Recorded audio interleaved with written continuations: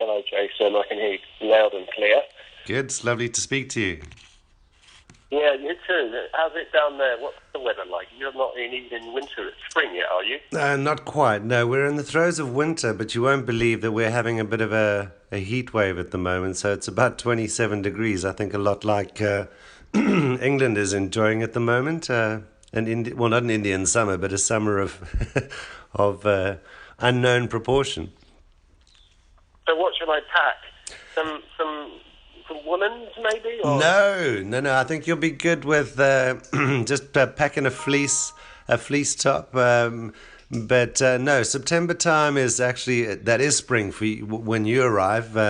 It's a good time of the year. It certainly won't be cold that you're familiar with. It'll get a bit chilly in the evening, but the days are glorious. Yeah. lovely. Now But you sound a bit kind of distorted. That's fine. I can make out what you're saying, but are you able to hear what I'm saying? Okay, no, perfectly. Is that a bit better? Sorry, I was a bit close. Is that a bit better? that's good. Okay. Fine. Just speak slow. Speak slow. That I can do. And there's a couple of things. And then we're now. I'm in the middle of moving house today, and I've got various people running around. So it's the worst case scenario. I get an emergency call saying, "William, da da da, FaceTime. Can you watch this going on?" Could have to break off for like a minute. That's totally fine. In which case, what will happen is I'll deal with it. I'll see it come in, deal with it, and then ring you right back and keep it as brief as possible. Yes. Then I have to get. I wouldn't mind at 1 o'clock going up onto the roof of my building to see, because the Royal Air Force are having a 100th anniversary, and they've got the biggest flyby Ever. planned Hmm. ever. This is like from Spitfires and biplanes and Lancaster bombers to Yep. the latest F-35. So I can't not miss that. So No, we'll be done by then. No, we'll be done by then. up there. Yeah, we'll be done. Yeah, no, don't worry. I'm not gonna keep you for a full hour. I promise. We'll keep it tight and tidy so that you can focus on that, because I think it's going to be extraordinary. Well, they've got World Cup fever. I mean, we go through on Wednesday. I'm off to Moscow, so really, come on, Croatia, do us a favour and lose. It's a big deal for the UK, for England. I mean, Yes. we don't get this far very often. No, well, that's the thing, is that everyone's been a naysayer until last week. So now everyone's a fan. So it's quite fun to it's fun to see how it's unfolding. Football, or soccer. I've been living in America, so soccer is the word. And Yeah. it's not a thing, is it, in South Africa? Would you say? It is a thing. It's a very big thing, but we're just not particularly good. But it's hugely popular. Certainly in the black community, it's huge. I mean, you're talking, filling stadiums every single weekend, 50, 60,000 people. No, it's a big deal, but we're just not particularly good. Okay, that can change. I mean, it just takes. I mean, I follow the Africa Cup of Nations because I listen to the World Circus, and I don't know. Would South Africa be in the Africa Cup of Nations? Presumably, you would. Yeah, we are. We typically, it's like our cricket. We get pretty far in, and then we tend to choke. But yeah, we're just not that good, when it comes to. That's what we say. Yeah, no, which is true, because I think we tend to treat it in the same ways. Everyone goes, "Oh no, you don't have a chance," and then all of a sudden you start winning, and then everyone starts paying attention. Listen, that's them. That's my move, guys. There's some issues. Look, ring me back in 1 minute, would you? I will. Sorry about this. No problem. All good. Cheers then. Yeah. They're especially, it's this friend of mine, they specialise in studio equipment, and they're really brilliant. But when it comes to just household stuff, that expression, I wasn't born yesterday. Well, I sometimes think they actually were born yesterday. This this is why they say moving house is as traumatic as divorce, death. Yeah, it's right up there. So Yeah. well, let's. So, carry on. Let's go. You press on. I will press on regardless. Yeah, no, because time is fleeting, and so you've seen the questions that I sent through, so we can stick. Yes. Yes, thanks for that. we can stick to those just to keep it simple. And say the point is really just to garner as much information as I can, and then I'll split them. I'll split what I create out into various releases, and then I will share all of it with you before it gets circulated, so that you're entirely comfortable with what goes out. I appreciate that. I wouldn't normally do such a thing, it's, journalism to me is sacrosanct, and that's not for me to do that. But this is slightly different in as much as there's been a hiatus on my part, as I said in my email to Brandon, and also there's an event, it's a broader picture here. So I appreciate that you're doing that. I like that. So let's go. Yeah, let's go. So the first one is... And the first question, I have to invert that and say, but let's concentrate where I'm coming now. Yeah. I mean, with Africa generally, we look east and we look west, and the music business wants it that way. Britain and, of course, American culture and American culture, we look for contemporary music. That's where we look. We don't look south, and yet we're so immersed in the black diaspora, the African diaspora. And yet it's like we tend to not actually look at Africa itself, because there's almost a conspiracy on the part of the marketers to subset everything from outside of this axis of America and England as world music. Yeah. Which instantly just switches off everybody's interest. And it's ridiculous because the world of music informs everything. However, that's slightly why my attention hasn't been on South African musically. As a place, the amount of times I've got so many friends from South Africa that tell me how beautiful it is, and I only have to ask what's it like, and the look on their face, the light and the glow, how much they love their country and really want people to see it in its beauty and its diversity. Why haven't I gone based on just my friends urging me? Question. Let's just say, with the warm welcome of Martin Myers, here I come. But I should have been able to go. I love the South African accent, I always have. I listen to the BBC World Service like an addict, so I know what's going on in the region. Culturally, with YouTube, I love African music. I love particularly the vocals from the whole continent, ranging from Mali on the up on the western side to Tanzania especially, and down south to the bottom where you are, the bottom, the southern tip. Yes. And the vocals of the whole continent just lift me up, and the guitar as well, and it's something that gives me a lightness of being. Why haven't I gone and immersed myself? And it's a good question. By the way, I've never been to Jamaica, and that's insane for me. Yet. So, and then I've been to Rio, so I've been traveled wide. I love to travel. I mean, my favourite thing is to just go, point myself somewhere and go. And yes, the places where the music that lifts my heart the most, where it comes from, I've not been to, including your part of the world. So I hope that's an answer that doesn't seem patronise or insult, but I'm going to make it. Well, good. We're very happy about that, which then leads us into the next question, is that what are your expectations? Hello? Are you there? Hello? I can hear you. First floor. I can hear you. Yeah, keep on going, Jason. Oh, no worries. Oh, right. Okay, sorry. So say, just leading on into the next question, which is, do you have any expectation, of the South African? I mean, as I say, you familiarized yourself with what's happening on the continent, but do you have any expectation on when you're here of what? I do expect a rough edge of electronic music. And, I mean, I followed the Antwerp since the get-go when they first appeared.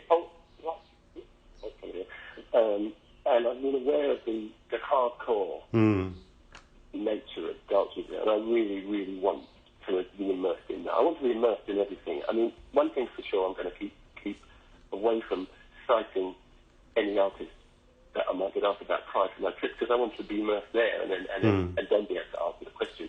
But I do expect to be in a musical culture that free, if you like, Yeah. the hegemony. You know, I want to see that where I see it, something that is particularly local. Now, I didn't expect that. I'm expecting the unexpected, and as much as I didn't see that, how the hell did I not see that? And let's address some of the stuff issues that Lex would like to do. In other words, let's put that on the map, and if I can then help as a non-native, I will. So I expect to be broken out of my expectations a bit. I do want to see the guitar playing, and I want to hear the vocals, and I want to see the dancing. Hear everything. You guys dance, I know, at a drop of a hat. We do. We do. Give us a beat. So I'm expecting a bit of a feast. No pressure, South Africa. Thanks for that. Yeah. Just over here. What's that for? 26? Just put it on the floor if you would. Yeah, brilliant. Thanks a lot. Cheers. And it's, hearing other people's stories, really.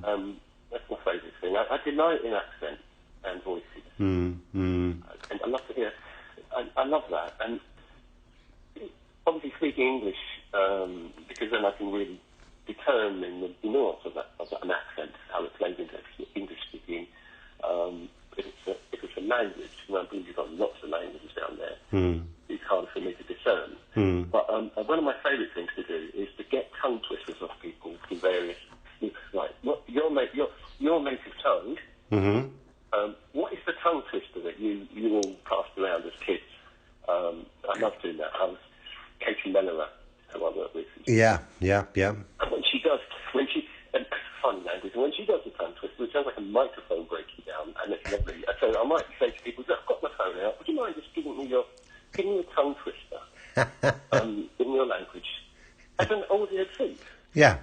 It ranges from the goofy to that, and then to the really, the exalted of just seeing unbelievably good musicians doing it like they do it without, being in the rigours of the commercial sort of straitjacket of pop culture. Yeah. And you're a long way from me. I mean, that's about as far as one can travel, really, on a single flight.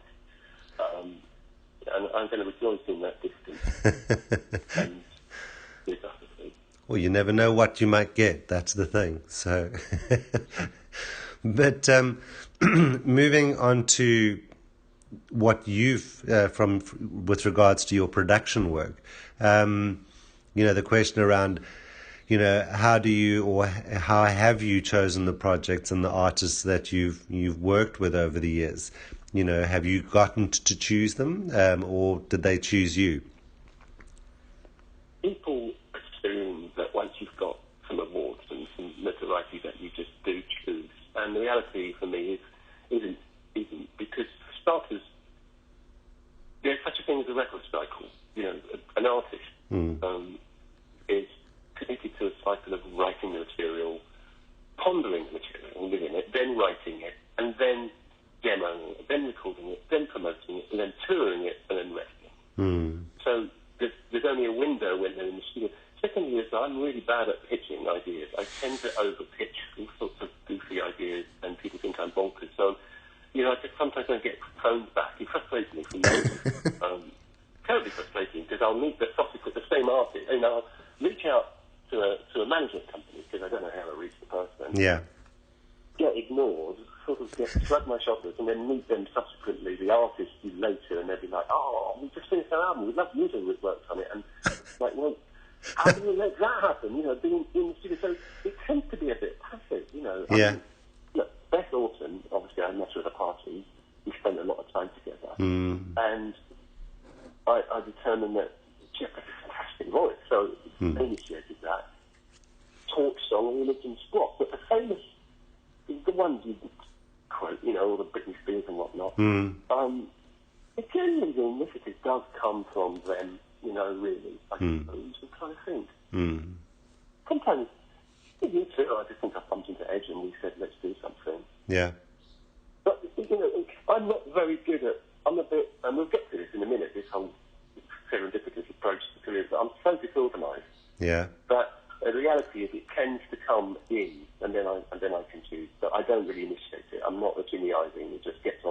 Yeah. and snaps your fingers and everybody in the studio. I wish I could do that. And I don't have a manager, so... Yeah, yeah. The answer to your question is kind of like I'm a little bit reactive on the choice. Yeah. And but fortunately, that's worked very much to your advantage over the years, yeah? I think it has, yeah. And you need them to get you. Your question is about producing and putting yourself at the service of an artist. And the key point is it's their vision, and they will be the deciders. Musicians are very autonomous people. They're not actors who basically get summoned and turn up and get on their marks and get going. Musicians might seem awfully sort of sexist, but they're not. They really are very much self-determining, and don't forget, it doesn't take much to make an album. You don't have to get years of financing together. So on that basis, artists are very much know more than you think. I'm sidestepping a bit, but your typical artist knows, in my opinion, I'm a record producer, and that's what I do, and I know a lot about record production. And I also know that artists who you may think never have a hand in anything to do with producing their actual music, because maybe they're a singer, and they wear, sort of sexy outfits and things. Believe me, chances are, if they're successful, they know a lot about what makes their records work, right? Athletes, maybe good at running, but they're often very smart, strategic thinkers who know loads of theory. And musicians, even if they, dance around in spangled, shimmying outfits, know exactly how it works, and they're the ones that are deciding it. And you have to go with that because it's their vision. Yeah. So it's not so odd as it first seems. Producers like me don't tend to just go, who shall I work with today? I don't know. I fancy doing something with, I don't know, Katy Perry. I'll ring her up. It doesn't work that way. Yeah. Although I could ring up Katy Perry, but we probably wouldn't end up going into the studio the next day. You'd be phoning the wrong people. Yes. Shouldn't be. Do you know what? I do know her, a very good friend with her security guy. I might ring him up and say, what's she up to? There we are. No. See, it can work that way. So let's just say normally one is, gets a call and is expected. But one can always get an idea. Exactly. Nothing ventured, nothing gained. Yeah, exactly. So to the next point, as you say, the artists that you've worked with and the musicians that you've worked with over the years, they know fundamentally what it is and influence obviously what lands up on the record. But when you listen back to the albums and the songs that you've worked on, can you identify yourself in it? Can you see your personality within that song, or is it entirely sort of what's the word? I'm going to probably you're going to see, Jason, that I'm giving you a series of answers that are actually conflicting answers in the same answer. This is Scott Gerald, I think Gerald, who said an artist is somebody who can have two opposing points of view and still live with themselves, and everything's about conflicting ways of being impatient and patient, zooming in and zooming out, being optimistic and pessimistic. These are the taught strings, which we kind of artistry lives. And to answer your question, it's indicative because it's not that you're supposed to go in and be. It's all about me. Yeah. Their records. I know. I make solo records. I love doing it. And in fact, because I think I'm preempting the next question, but because I love to make my own records, there's no impediment to that. Yeah. I get to do it fully, and because I love to produce and people myself at their service, to the point where I'm happy to just sit there and make sure the red light's on when they're doing their best. And I'm happy to be a complete working, jobbing producer. Yeah. I'm not supposed to go in there and make it my record. However, it will come about that there is that thing that happens when your essence is identifiable across the record. Yeah. It can't help but be so. And then there are certain records that illustrate that really well. I mean, Ray of Light, obviously. I feel very much that was both of our personalities and theirs. They're kind of the dream state of the whole thing. Yeah. And because I learned so much from Madonna, I mean, to taught me really how to listen. I'll be honest. Mm. The drummer's way of listening is unique, and so she got it as well. Mm. Even though she's so kind of hardcore commercial in her thinking, she got the artistry like very few people do, actually. So naturally, I feel part of me is in that record, and then, you know, talk song. I mean, there's an album we did called Toward the Unknown Region. It's not anywhere. You can't even get it on iTunes. Yeah. For some reason, I have to take this up with Warner's. So why exactly isn't our record available? But that feels like, when I work with Laurie and Rico, you know, it just feel like very much reflects my personality. Well, I don't have a personality. It's all in the music. You know, you outsource it to your art, and then other people decide, really.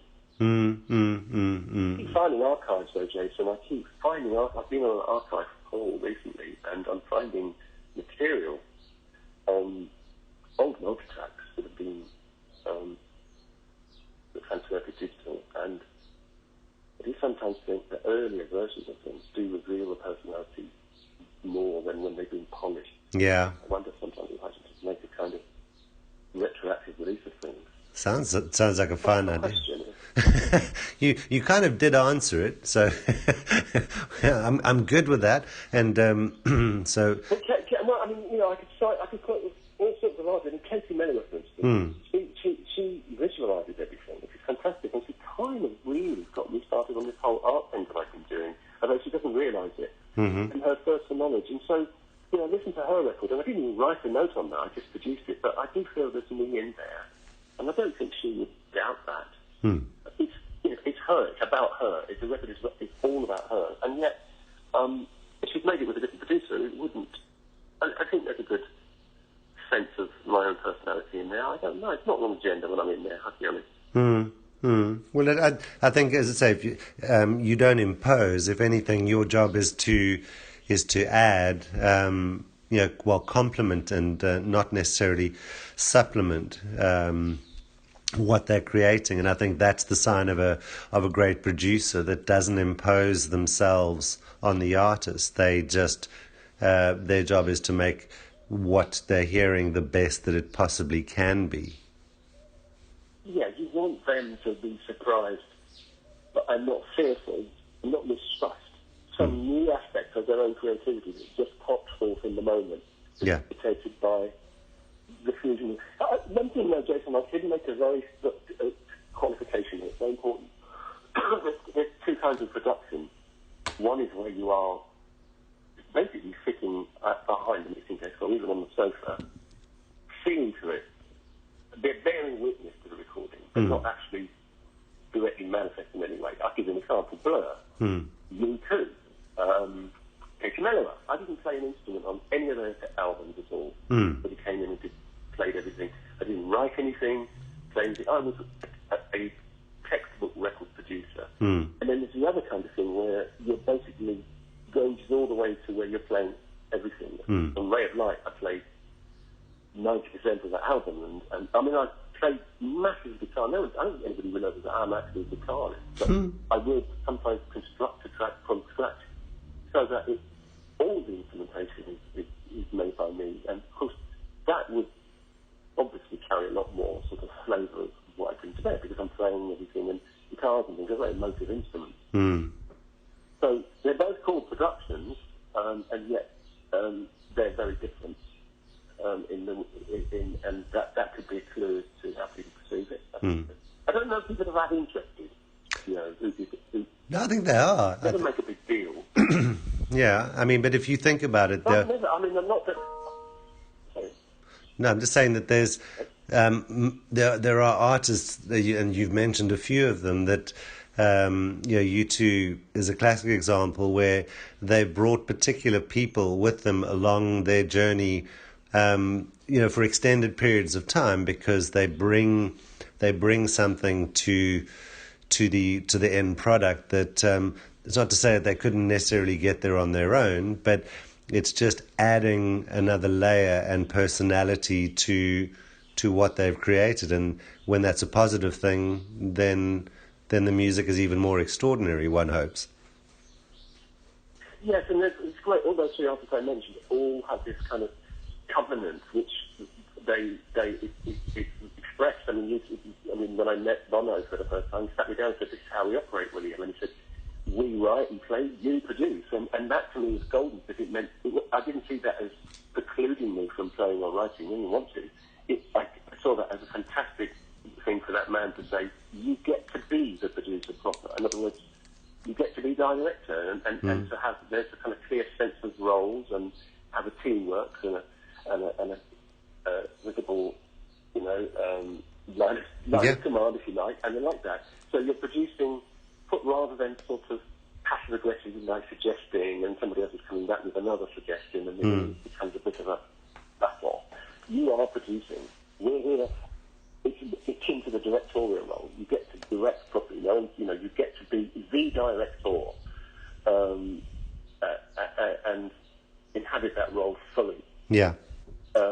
While we get on with being a band, doing the meat and potatoes of it, and that's really satisfying to be given that role and have it so clearly defined. I like that. When you're doing the more immersive way of working, you can get a bit more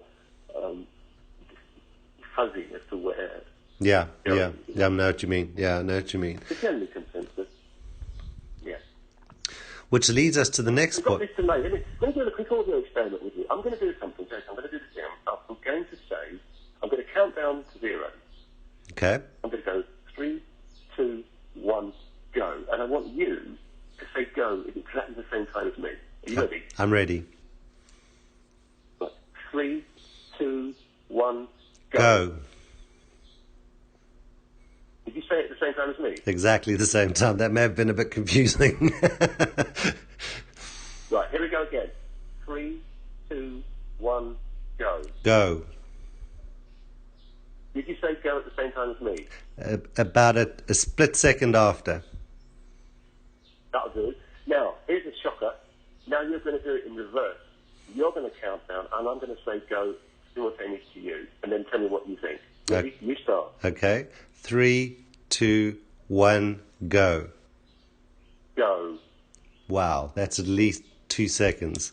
Yeah, right. That's there and back, 12,000 miles. I said go at the same time as you in my ear. Yeah. Look what you heard back. That's the delay that's messing with the natural cadence of our conversation. and then there is the remix. Yeah. So. So the next question is, because like you were saying, you are a musician, obviously a celebrated musician as well, which can be tricky when you're in a situation where you're wearing your producer hat and you have all of this musical talent and ability, not to impose that obviously on the artists that you're working with. But the question was, where are you happiest? And I get a sense that you are happy when you are creating original music equally as much as when you are producing it.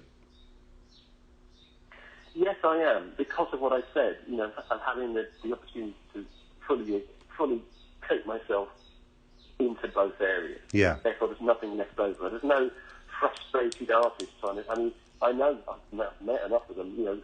An engineer who's frustrated, he really wants to be a creative producer, artist, and tries to sneak it in. I don't need to. I won't. There's nothing that I need to bring, and if I'm asked, so I can make an entire record myself, all the way to go and like sit there and just see to the recording, and that's really good. I love it.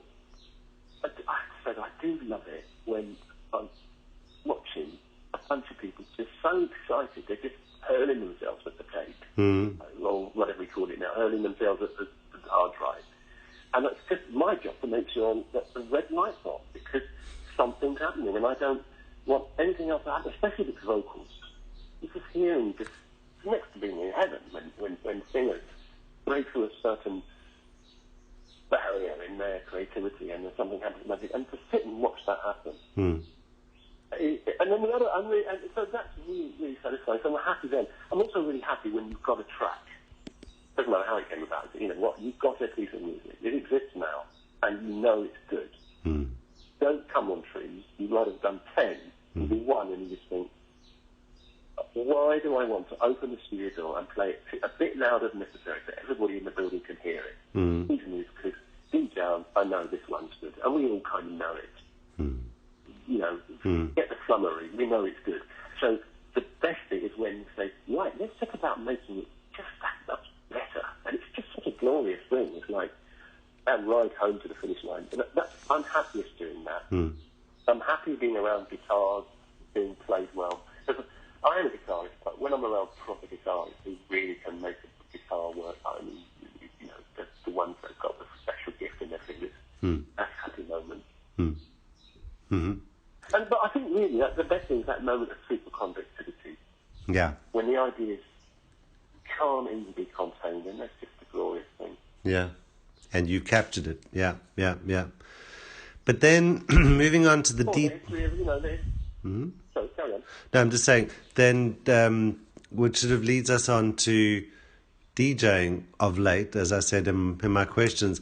There's, as much as I've asked the one question, it's what inspired the journey into DJing, I suppose, because was that... that's easy.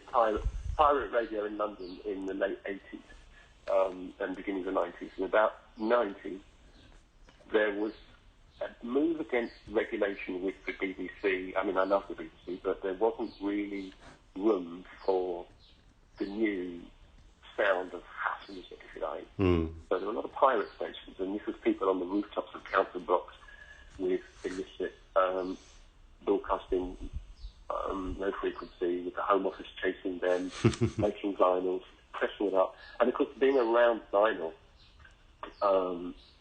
in such an instant way. I mean, we've always had vinyl, but now I was making it. And I've got it in my hands. So I was looking at these guys come around my studio with decks, and I just wanted part of it. So I obviously got a pair of decks and got. And the first time I saw this DJ, he picked up a vinyl, wiped it on his trousers, he wiped it off, put it down, and just played it with his fingers all over it, and he's making this mashed up sound. And I just thought, I want to do that, and I did, and got. One of my right arm is still longer than my left because of carrying heavy things. But these days, if you ask me what would the American expression druthers, what would you rather be doing? If you said, William, you can play anything you like, it's a clear answer. I'd be playing hardcore tech house, but you can dance to it, but it's hard and fierce, and I'd play a 2-hour Odyssey at that. Yeah. But not everybody wants to hear that. I can get people dancing to tech house who claim to hate it. So we'll see about that. But that's my favourite. But I love playing in places like Kazakhstan, and I've had people come up and say, William, I know what you do. By the way, this house music is the music I cannot make myself. I can't, even if I try, make the kind of really, you know what I'm talking about. I do. Certain type of tech house that is just so simple, clicky, and over and over, relentlessly repetitive, but just gorgeously so. I will play that for hours, and I curate it. But nevertheless, I could be in Kazakhstan and somebody comes up and they pay me a lot of money, and they'll say, "Do you mind awfully, but can you play any pop?" And I'll be like, "Whatever you want. I like to make people happy. I'll play the top 10 if you like." You know what? I just want to see a bunch of people dancing. I want them to kick up a powerful first, because then I'll get invited back, because they'll be buying drinks. Indeed. So it's the moment, Jason. It's the moment. And that's what's going to be the key to everything I do. It's the moment. It's what people want. Yeah. You just have to keep your eyes open and watch. There'll be 3 or 4 people moving. And you just go, I'm with you. I'm watching them, ebb and flow with their movements. And I have to say, I also do like it when people Shazam it and can't work it out. Well, I do like that. But if you think about it, it's no different to what you do as a producer, because you're doing the same thing. You're listening, you're watching, and you are feeding into that. It was funny at Buckingham Palace, though, with the national anthem, because I was handed the CD. It actually gave me a CD by his footman. Yeah. And the Queen had a party. I've seen it on Wikipedia. But it was like it's very special, because first of all, she's in the house, and Her Majesty's in the house. Yeah. Full anthem playing. Flags up. Yeah. And the key thing was, I had to make sure that at this given time, because everybody's she's gone to bed. She's gone upstairs at 9 o'clock to go to bed and left her and the staff to party. And believe me, they party hard. They work hard. Yeah. Her staff, and it's a huge staff, and they party hard.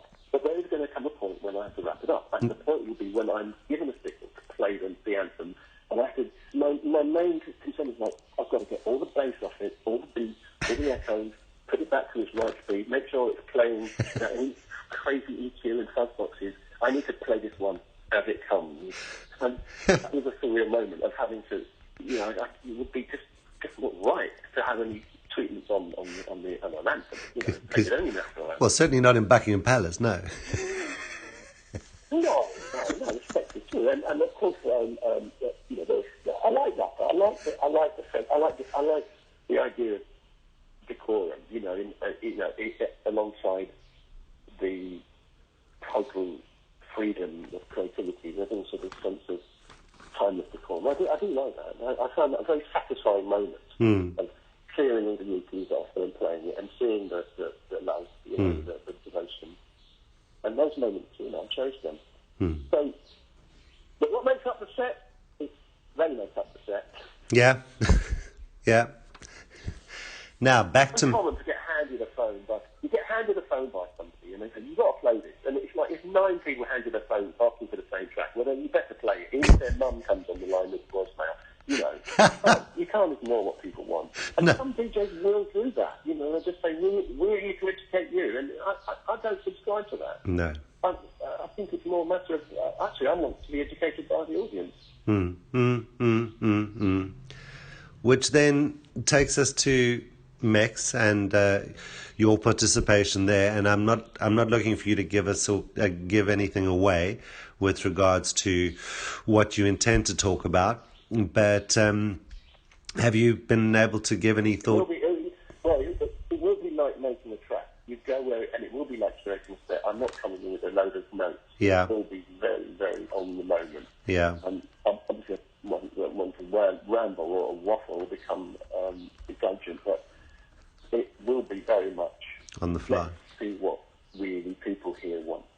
What do we want to get at? And how can I help? For instance, I can definitely put some info bites across. I mean, what I might examine is I'll take typical questions that I get typically asked. Look at why that they should actually be, how they actually reveal a trap in thinking. I mean, typically it's quite quotidian, but Williams, what reverb do you use? And I'll be like, right, let's look at that question and let's take it back to the source. Why do we need the what in there? It's all about when and where any old reverb will do. Look at really what this question means, and maybe actually take some typical questions. This could be a typical, right, guys? This could be a typical keynote speech. Here's an item that could come up, and let's actually look at why is this a typical item of a typical keynote speech? Not looking at anybody else, but whether this is actually pivoting our way of looking at music. And then I'll share a few salty tales of woe on my part and how I don't want you guys to have to go through the same thing. Little protocols, little things I've learned the hard way. Perhaps I can prevent you guys having, you ladies and gentlemen, from having to go through that. Maybe a few tales, nobody's going to be offended by them, but I can share a few new tales of adventure. Definitely. But really, I'll tell you what it is. It's how to navigate the fears and the uncertainty that we share, the doubt that we have, how to ride through that, navigate this sea of perception that can really be tough, all of us, right? I mean, it's not like I'm saying this in position, this is how it was for me and I've learned how to deal with it. It'd be like, I'm still dealing with it. It's just that, well, for starters, it might help you to know that you're not alone. If you walk into a room, you feel like a fraud. True. You feel the imposter syndrome, and all this. Let's just let's go there a bit. And I don't know. And then, of course, with Martin might just say, ask me to touch on some subjects. I think people are going to let me know what they want to hear. Yeah. Well, I'm looking forward to it. And then you sort of touched on this earlier, but your career path, as as we were talking about earlier, how much of it? From what you've said, I'm reading more serendipity, but also hard work. But clearly, your longevity speaks to raw talent. Well, look, let's get at this, because, first of all, and this isn't any kind of, like, oh, I'm really shit kind of false modesty. I don't have very much particular musical talent in any of the boxes, and which, that's why I love to be around people that absolutely abundantly do. Mm. My ideal guitarist is Jimi Hendrix. Mm. Just the idea that somebody could just have liquid music pour out without thinking, and I love to be around. I mean, I'll never be that person, ever. But what I do have is a bloody-minded way about not ignoring all the lines and boxes, seeing patterns, and accepting I'll get funny looks from people not seeing it. In other words, take a chance, risk having a certainty that. Let's put it this way: a kind of curated serendipity. How about that? Okay, no, I like that. Yeah, I mean, that's really what it is.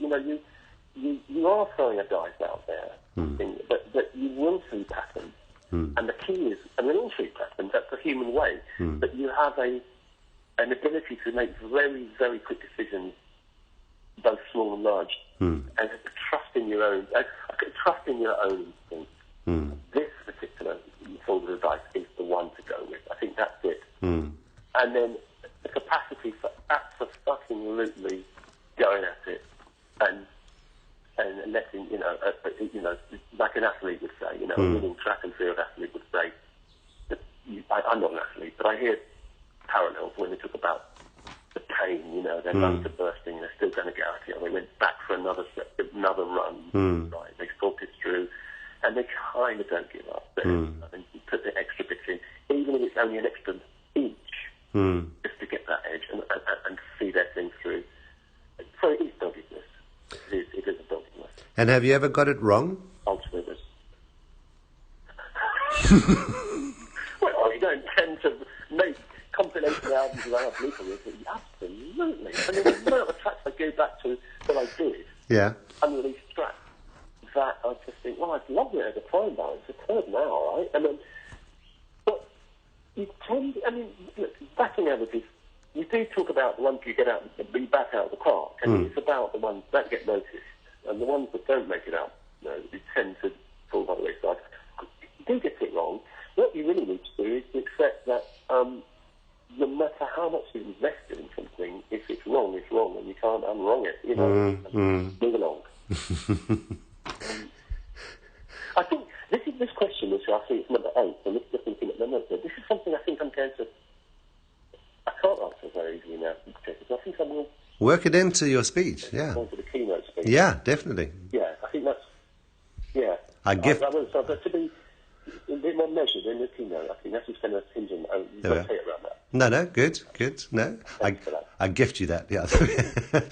And then once you're done with Mex and you back on the plane heading back to London, what does the rest of your calendar year look like? Is it jam packed with work, or are you being more selective? My favourite diary is an empty one. I don't have an agent or a manager. My favourite diary's got nothing in the front. It would be what's like a kind of musical flaneur, Yeah. But I have this passionate thing I've been working on, and really I could describe it as a bit of series of records called Strange Cargoes. And they're solo records I've been doing. They're not particularly renowned, but I love doing them. And I've got this, basically a quintuple one. It's the whole world. I'm putting the whole world into it. It's like everything, and it's been 20 years in the making, really. Yeah. And I think I might just sort of put it out there. It's not much incentive to make records nowadays. Yeah. I shouldn't say that. That's too jaded standing. But it's hard to see a way to actually make a release if you're like me.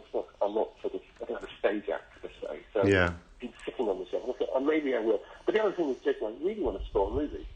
Okay. You should speak to Trevor. I've done a movie before. I did a festival short for some friends, and it was so much fun. I thought, I think I might just. I'm going to learn how to do Instagram. Yeah. Good luck with that. But whatever. But what's on the cards for me? Lots of travel, and also being part of a team. I love being part of a team. I like being in charge of a team. I like being subordinate in a team. I like giving orders. I like taking orders. I love a good happy team. I love a team. I love a common cause. I love it when there's a bunch. To be honest, just to go moving stuff around, it's quite complicated what I'm doing. I have a team of people. I just love it. Just everybody, we're in it together. Mucking in, yeah. It's one of the best things in life is to be part of a group of people who are on a mission. Yeah. I love it. Last question, then I'll let you get to the... What's on the cards, post-net? Yes. Art, obviously. I've got an art career burgeoning, writing a book, travelling the world a bit more, and not leaving it so long to go to places like South Africa. Working out, learning how to do Instagram, getting a radio show, and doing a film score. Okay. Like that. All by Christmas. By Christmas. Last question, but you've sort of answered it perhaps, because what, if anything, is your Magnus, or your opus magnus rather? And it sounds to me that obviously... It is that album. It is that album, yeah? The film, it is that album, because I've been doing art and loving it, and been selling it, which is nice. You didn't expect that. But what I really, really love, and I paint with oils. I paint on canvas with oils. What I really, really, really love makes me happy. Yeah. It's the same, to be honest. Yeah. And get depressed and down and subject to all sorts of waves of doubt. And the best thing is making digital art. Okay. And manipulating it with movement. So I would say digital animation of my art. Okay. Gold star. So if I can film dancers, and I film wonderful dancers. Okay. And I kind of paint them and then reanimate it and put it to tracks I'm doing. So I'd love to make I could have it done by Christmas, no problem with that. This record, which would be, I could put my whole world into it. I don't really have a personality as a person. It's all in the art. Yeah. And just put it in there and say, basically, I'll put everything in. And